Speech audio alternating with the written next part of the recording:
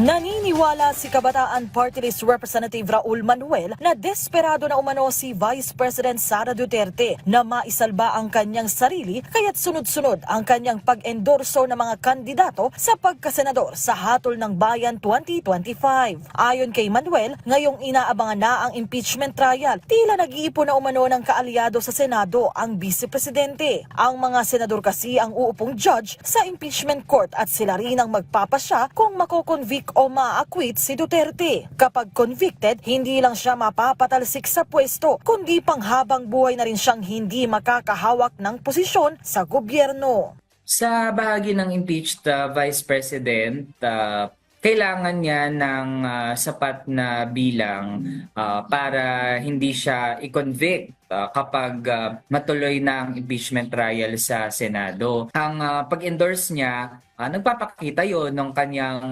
desperation para isalba yung kanyang sarili kasi kapag makonvict siya, matatapos na ang kanyang ambisyon para magpatuloy pa sa public service. Ang ilang House leaders duda rin sa motibo ng Vice Presidente ngayong campaign period. Sabi ni House Assistant Majority Leader Zia Alonto Adjong, hindi na niya ikinagulat ang estratehiya ni Duterte. May karapatan din naman talaga siyang mag-endorso ng mga kandidato pero kapansin-pansin lang ang timing nito. Para naman kay House Deputy Majority Leader Paulo Ortega, anumang mangyari, kumpiyansa siyang may matibay na ebidensya ang prosekusyon laban sa Vice Presidente. Tiyak na magiging patas din ang mga uupong senator judges. Well, definitely malakas po yung mga ebidensya kasi nga nakita na po natin yan during the hearings po ng Good Gov, no? Saka ng mga nakarang briefings, saka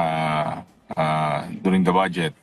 Pero sabi ko nga po, hindi mo maiiwas na isipin na baka mabigyan ng impluwensya at magkaroon po ng impluwensya seeing lalo kung meron silang mapanalo o madagdagan ng suporta dahil sa endorsement nila. Pero sa akin naman po, ang obligasyon ng mga senator judges sa taong bayan, hindi po sa nag-iisang tao lang o politiko.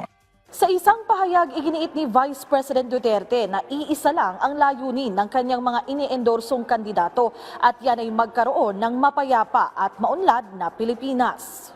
Git naman ng mga kongresista sa darating na eleksyon, nasa kamay ng taong bayan ang kinabukasan ng bansa, kaya't sana'y piliin ng bawat isa ang mga pinakakarapat-dapat na kandidato. Melalas Moras para sa Pambansang TV sa Bagong Pilipinas.